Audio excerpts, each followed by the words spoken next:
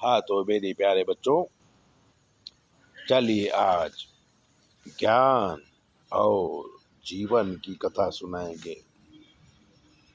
देव और दानव दोनों मिलकर अमृत प्राप्ति के लिए समुद्र मंथन करने को तैयार हुए। अनेक प्रकार की औषधि समुद्र में डाल के मंदराचल पर्वत की मथानी बना के वासुकी नाग का नारा बनाया। समुद्र मंथन शुरू हुआ। अब मंदराचल पर्वत समुद्र में डूबने लगा तो विष्णु भगवान कछुआ बन के अपनी पीठ का आधार दिया, जिसे हम कूर्मा अवतार कहते हैं। समुद्र से सबसे पहले हलाहल नाम का विष निकला। उसकी दुर्गंध से जीव मरने लगे। तब सभी ने शंकर भगवान को याद किया और विष पीकर जगत की रक्षा करने की प्रार्थना किया। भगवान श्री भोलेनाथ हैं, सबको सुख देने के लिए स्वयं विष पान कर गए, कंठ में धारण किया और नीलकंठ बन गए। इस कथा का रहस्य ये है कि समुद्र मंथन ये जीवन मंथन है। संसार समुद्र है। जीव जब 16 साल का होता है तो मंथन शुरू होता है, मन विचलित होता है।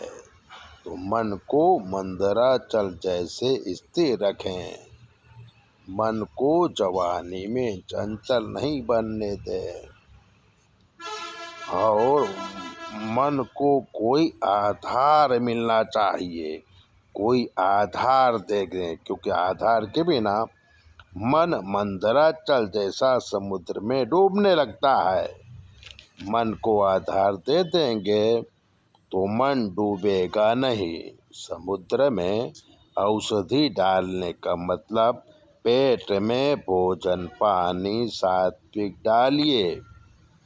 पानी पूरी पिज्जा बर्गर आदि रेडीमेड भोजन से दूर रहिए, नहीं तो शरीर में रोग आ जाएंगे, मन विचलित हो जाएगा, विष रूपी रोग दौड़ेंगे और जीवन के प्रथम काल में वासनाओं का विष मिलता है, जो मन को खराब कर देता है। भूख और प्यास से रोग है, अन्न जल औषधि है।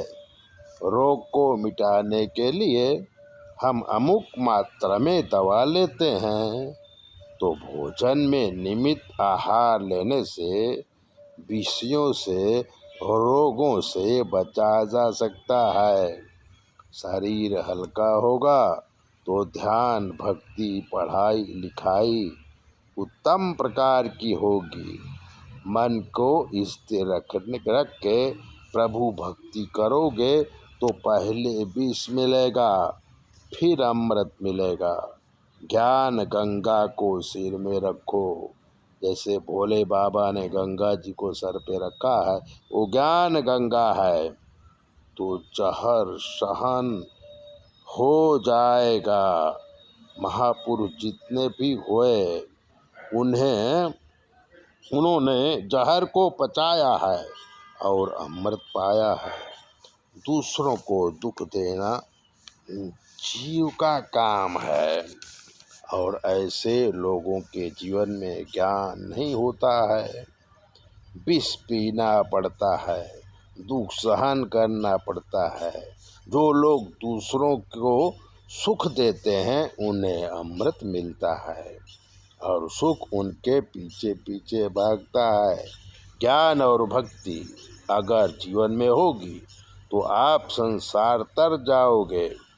भक्ति के लिए, शक्ति के लिए, धन के लिए, ज्ञान और मान सम्मान पाने के लिए ज्ञान गंगा बहुत ज़रूरी है।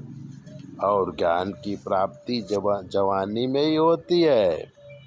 सुख से ज्ञान आता है, दुख से भी ज्ञान आता है। तो ज्ञान की उपासना करो तो जीव शिव हो जाता है और शिव ही सर्वज्ञ है।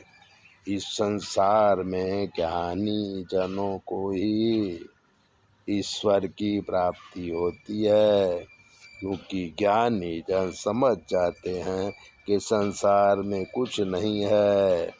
तो हम जो भी काम करें ज्ञान के साथ करें तो हमें सफलता मिलेगी। अज्ञानी आदमी का कोई भी काम सही होता ही नहीं है। हमारा काम ज्योतिष का है।